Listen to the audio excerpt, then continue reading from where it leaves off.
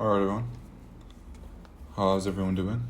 Hope everyone's having a good morning. Today we're going to be discussing a prop firm plan, just a way that you can work to eventually get to your first payout. Now, I've yet to reach a payout, but it is something that I'm obviously working towards. And I just thought that it would be important to share, on my YouTube, possibly for me to look back on in the future and, reevaluate the way that I was thinking, and also maybe to help people that are also looking to get into their first prop firm payout. So we're going to be having two sections in this video. We're going to be first talking about the evaluation and then eventually get into the XFA. So the rules that I'm going to be playing with this video, the evaluation rules that we're going to be discussing, is going to be mainly from Top Steps evaluation, which for a 50K account, let me make this text bold.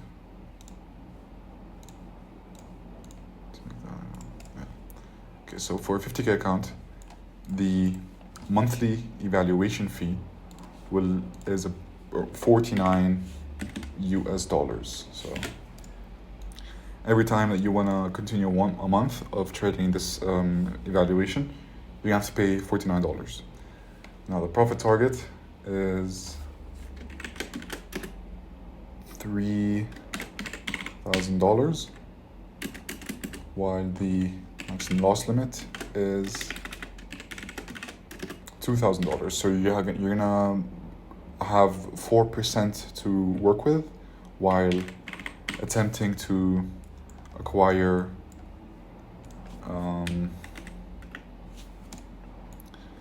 acquire 6%. So it's pretty basic. It's like many other prop firms.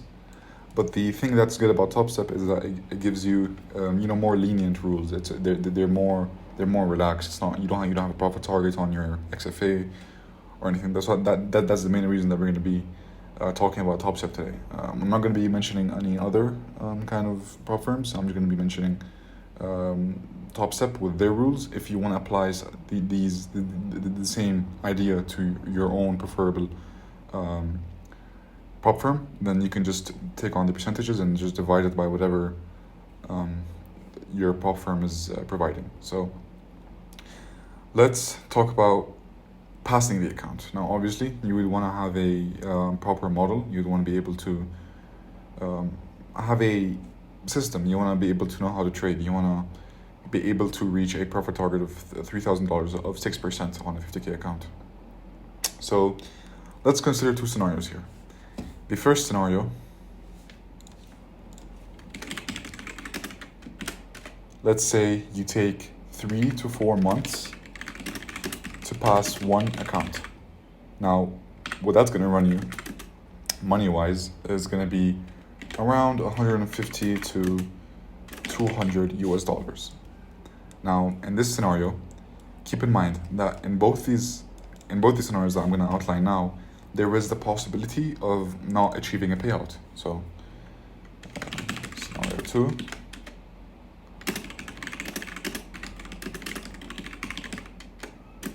It's also going to run you about $150. This is if or let's say we do to pass 3 to 4 accounts.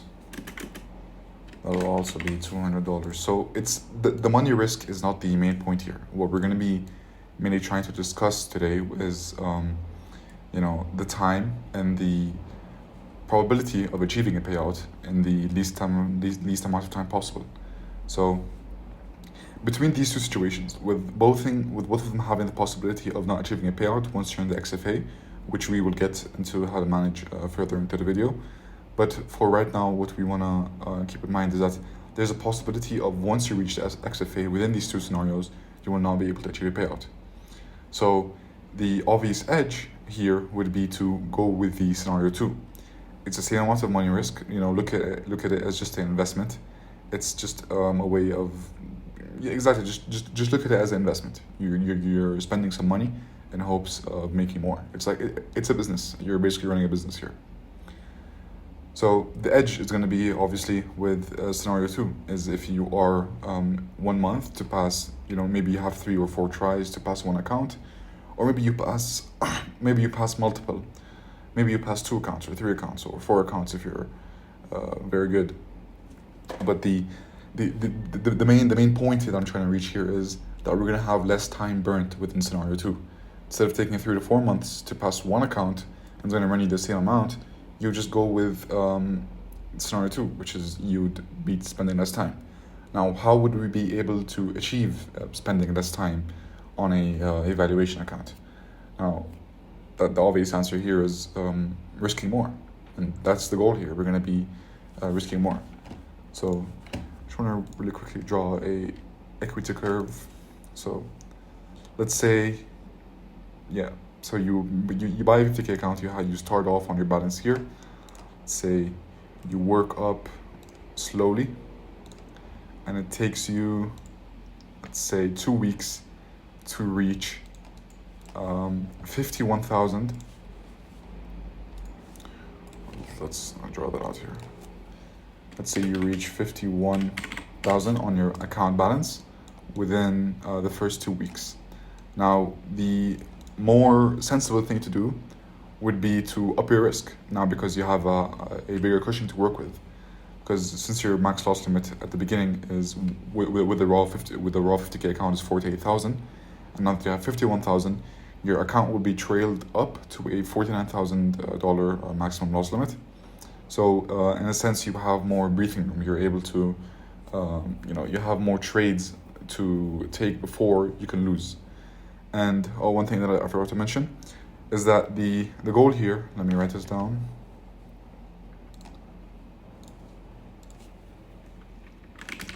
Goal here is risk 1% until cushion of 2.5%, then risk 1.8 to 2%. So that's the main goal when we're trying to attack scenario 2, when we're trying to remain with scenario 2. That's the main goal here. So let me get back to the equity curve. So let's say you work up onto a balance of 51,000 and you risked 1% with each trade. So you made $500, you lost $500, you made $500, you lost $500, and you make $500. That's $1,000, and that's going to be your account balance. So your maximum loss limit, which was initially 2,000, now as you made $1,000 more, it goes up $1,000. But the trick here is that you're able to still have the same amount of money that you can lose before you blow the account. So even though that your risk parameters, they seem number-wise to be lower by being 49,000 instead of 48,000, you still have the same amount of money to work with. So that's the thing that we're trying to achieve here with the higher risk strategy. Also, counting in the aspect of time, taking less time to pass the account is going to be the more favorable approach. But yeah, that's the main kind of idea that we have with the evaluation. We're going to have to risk 1% until a cushion of 2.5%, and then risk 1.8 to 2%. Now this process may take you a month, maybe less, maybe more, but the goal is not to spend too much time. Too much time would be anything over 2 months. Anything over 2 months, unless we're in a recession, you should not be taking 3 months to pass the evaluation account. So that's a big mistake that you've been making here. So I think for the evaluation section of this video, that's going to be covering basically all of it. The goal here, like I said, risk more, risk something to gain something, because the evaluation is not the sacred part. It's not the thing that you should be worrying most about. You should be focusing your mental equity on the once you reach the XFA, that's where the real money is. But risk management during the XFA, during the evaluation, would be to obviously risk more, build a buffer or build a cushion, whatever you want to call it, and then from there you want to take advantage of your cushion and then start to risk more, and then from that point, passing account becomes really quickly. So let's say you're taking 1.5 hour trades. Let's say most of your trades, you here. Say, make that a bit bigger. Yeah. So let's say your trades are 1.5 hour. So risking, let's say 2%, you'd be risking $1,000. You'd be making 1.5k, and you risk losing 1k. So 1.5k, that's 2 trades to pass a 50k account, and I'm sure that's very doable. Two winning trades in a row. That's been done before. You can do it again. It's very attainable. It's in reach. So that's the kind of prize that you'll get from a higher risk. You'd be able to pass that account faster, instead of, let's say you risked 0.5% here, $250. Let's say you made $500 and you risked $250. You're still 2.5k away from passing the account, and that opens space for more bad decisions than it does for good decisions, because you start to get impatient, and you also have to understand how this plays on your psychology. This has happened to me multiple times before too. Once I'm on an evaluation and it's taking too long, I'm eager to pass it. I want to pass it as soon as possible and just get to the point where I can be making money on an XFA. Now, that's a really big downside to taking lots of time, because time spent here, that drains your mental equity. You don't have, you're human too. You don't have all the brain power in the world to remain emotionless and to remain completely disciplined while taking 3 to 4 months and paying $50 every single month to pass one account, and then also having the possibility of not reaching a payout at the end. So that's the beauty here with the cushion. You'll be able to pass the account quicker. So I'm gonna be going to the next part now, which is gonna be about the XFA. So let me just make this a very nice screenshot. If you guys want to take a quick screenshot, maybe. Yeah. Anyway, let's move into the XFA stage. So we're over the evaluation. It's pretty straightforward. There's not much things to consider. It's either you pass the account or you don't. And now it gets a little bit more tricky once you're in the XFA.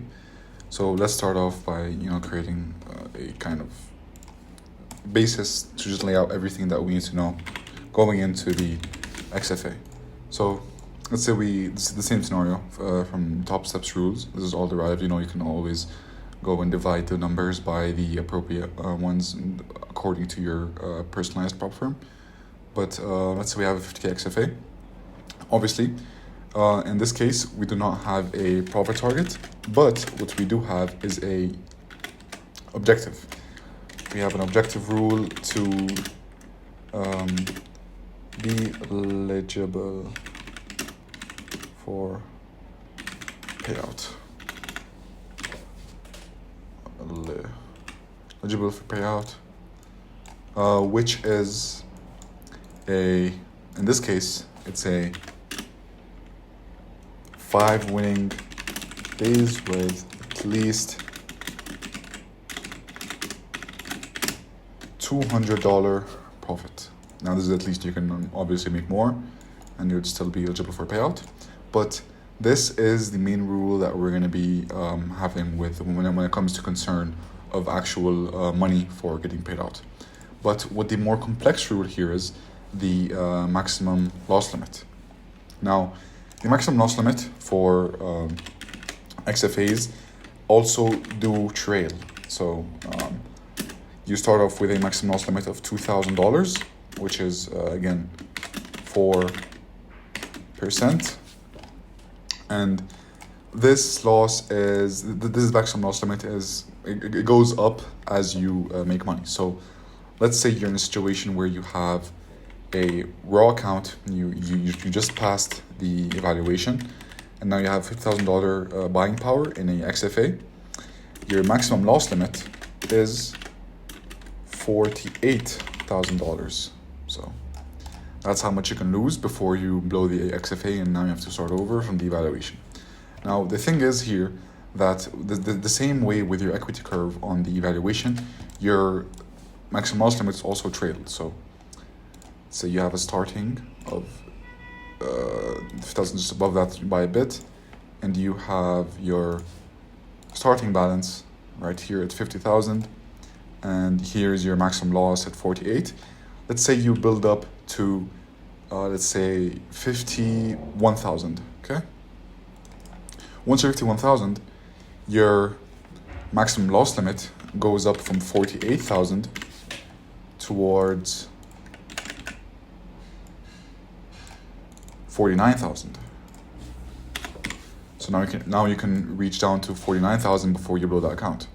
Now this is where it gets a bit more complicated. This is where you need to build a cushion. Now the most appropriate cushion, I would say the minimum cushion that you want to build is really 4% as well, the same that you were given on the maximum loss limit when you first started the account, which is 4%, 2,000. And this is the way that it works. So let's pull out a drawing tool so I can just really make it visual. So let's say you have 52. Oh, this is weird.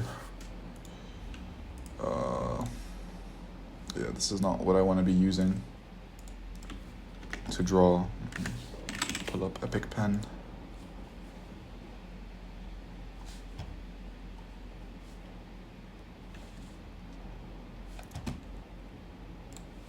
Just give me a second. I don't know why it does this.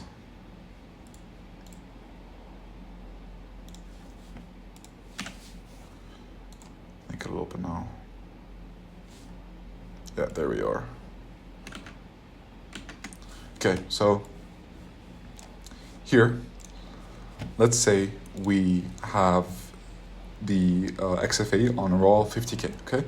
So from this 50K raw XFA, let's say you build up to 52K. Now, what's gonna happen here with your maximum loss limit is that it will develop from 48K to now 50K. So now if you drop down to 50K, your maximum loss limit, you will blow the account. The same way that if you lost 2K on your 48K maximum loss limit, you'll blow the account. So, and again, from this amount, from this 52K amount, you can only withdraw 50% of your total profits. So you only be able to take out 1K. So let's say you request a payout of 1K and that goes through. Congratulations, it's your first payout. The bigger problem here is now your maximum loss limit, it does not go down to 49K. It stays static at 50K. And now you have 51K in your account.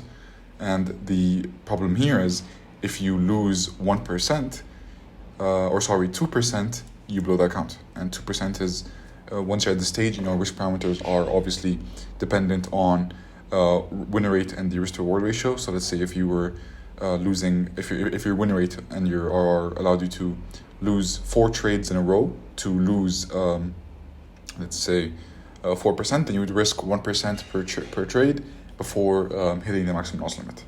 Well, we'll get more into that as we move on into the video, but right now just focus on the maximum loss limit. So once you take out the 1K payout, your maximum loss limit will remain at 50K because this is the maximum loss limit that you have on Top Step. Once you're at 50K, it doesn't go above or beneath that. It stays at that, and if you have 50K, then you lose the account, and if you don't, then you can continue. Now the problem here is this is not enough cushion for you. 51K, $1,000 of drawdown is not nearly enough cushion for you to potentially gain another payout. So the way that we're going to be combating this is we're going to be attempting to initially build a cushion of 4%, basically replicating the initial maximum loss limit trail. So you will have 50K, and then your MLL will be 48K. what you're going to aim to do here is build up to 52K. And then your maximum loss limit will be 50K. What you're going to avoid doing here is taking a payout. And instead, you're going to keep this 52K to have that drawdown of 2,000 from 52K to 2,000. You just manage those numbers and you get $2,000 of drawdown that you can work with. And once you have that established, from here is where you can go on to build a actual future payout. So let's say you go from here, 52K, and you build up to 53K. Now you can request $500 and you will have in your account 52.5K. And now, since you have that buffer that we built initially, your drawdown, if we do the math really quickly, it will still be 2.5K. So that's that's 5%. That's 5% of drawdown that you can work with to eventually build up to your next payout. So that's the way that we're going to be using cushions or buffers to be able to retain the XFA for as long as possible, and to keep rinsing and repeating the process of, let's say you have 50K and then you build it up to 52K, and then from there your maximum loss limit develops from 48K to 50K, and from here, if you can further add on to this to 54K, your maximum loss limit will still be 50K. And the way that you can work with this is that 54K, or the $4,000 of profit that you've acquired, 50% of it is still 2K. It's not 1,000, because this is your profit. This is your money. This is 50% of this is 1,000. Now 50% of 4,000 is 2,000. So you can take out $2,000 as your own personal cash money. So from this point, you'd be sent back to 52K. But there's not a problem, because your maximum loss limit is still 4%, the same that would have been provided for you in the beginning.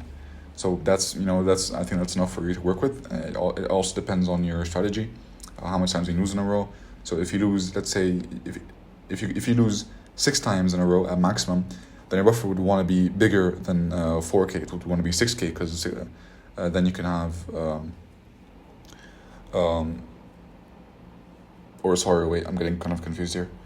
Then it would be 4K. Your buffer would have to be 4K instead of 52K, because that's 6% instead of 4%. That means that you can lose 6 trades before blowing the account, and that's if that's what your model provides you, and you're still able to be profitable, then so be it. That's just the way that your model works, and there's nothing wrong with that. But back to the point, once you're to 52K again, you can go back to the process here and then repeat. Build up to 54K, take out a $2,000 payout, and then from there you repeat the same process. And then let's say you have 5 50K accounts. That's $10,000 a month. So that's more into scaling. This part here, this small part, is just how you scale, and that's more for once you get the first payout, and then from there you can move into scaling. But the next section that I'm gonna move into within the XFA is gonna be risk. We all know this is a very, very important factor. Now we're gonna have 2 sections here. We're gonna have the risk that we're gonna be applying pre-buffer, and we're gonna have the risk that you're gonna be applying post-buffer. Now it may make sense to most people that pre-buffer you'd want to risk less, because you're gonna be closer to your maximum loss limit. So let's just write that down real quickly.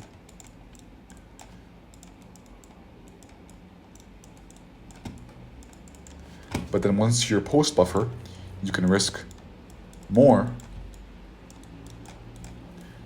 because you're further to MLL, because that's just the way it works. If you're just pre-buffer and you're working with a maximum loss limit that's trailing up with you, then let's say you make 1K, now you can only lose 1,000 more before you blow that account. So that's not a not a place you want to be. So let's elaborate further on this. So let's say 51K, and you want to build up to the buffer of 52K. if you're, one bad trade, or, let's say 2 bad trades, and you're down to, 50K with your maximum loss limit of 49K. So from there, you have 2 trades before you blow that account, if you're risking 2%, which I don't think many of you will be doing on a pre-buffer XFA. But that's the main point here. And post-buffer, you can risk more because your maximum loss limit will be static of 4% away, or $2,000 away. So you'll be able to be further away from your maximum loss limit, and you can risk more. Now, this is still in development. This is all honestly something that I'm still trying to further work on. I've asked a couple of friends, and I'm still waiting for their responses. And once I get the response, I'll probably add it in the comment section, or maybe in a future video, if I want to comment more about this, I'll probably make another version of this, a more refined version, because this is the first time I'm doing this. This is the first kind of plan I'm doing this. I'm going to be following this on a practice evaluation, actually. So yeah, we'll see how it goes, and I'll probably also journal it and everything, and maybe I'll post a video regarding it. But the second option that I am considering is actually risking according to my win rate and risk to reward. So it will be kind of in a way where pre-buffer, to build the pre-buffer, you need to make 4%, which is 2,000, without losing 4%. So you see how that works. You want to make 2,000 before losing 2,000, so you don't reach the maximum loss limit, because you remember it's still trailing while you're building the buffer. So it'll be according to your risk to reward and to your win rate. So let's say you lose maximum 3 trades in a row, then you can risk around 1.3% per trade before you blow the entire 2,000, because you're obviously going to be building with a buffer, and your maximum loss limit is going to be trading up to you. So you want to adjust it while you're trading, which is a bit more complicated than the first approach, but it might be more mathematically correct. But this is still in development. I'm still kind of thinking this through, and I'm still trying to figure out the real math of it. And post buffer, applying the same logic. It also depends on your risk to reward and your win rate. Let's say that for this time, if you lose at maximum 4 trades in a row, then you can risk 1 trade before hitting maximum loss limit. And I think this is the most appropriate one if you are looking for a more mechanical way of trading your post buffer XFA. So if you have a buffer of 4%, which is $2,000, and let's say you lose at maximum 4 trades in a row, then you can risk 1% a trade before hitting 52,000, which would put you back at a 4% maximum loss limit trail. So yeah, I hope that all makes sense, and I hope that wasn't too complicated. If it was, and anyone has a question, you can leave it in the comments, and I'll be sure to answer them. I hope this video wasn't too long, and yeah, I'll see you all in the next one.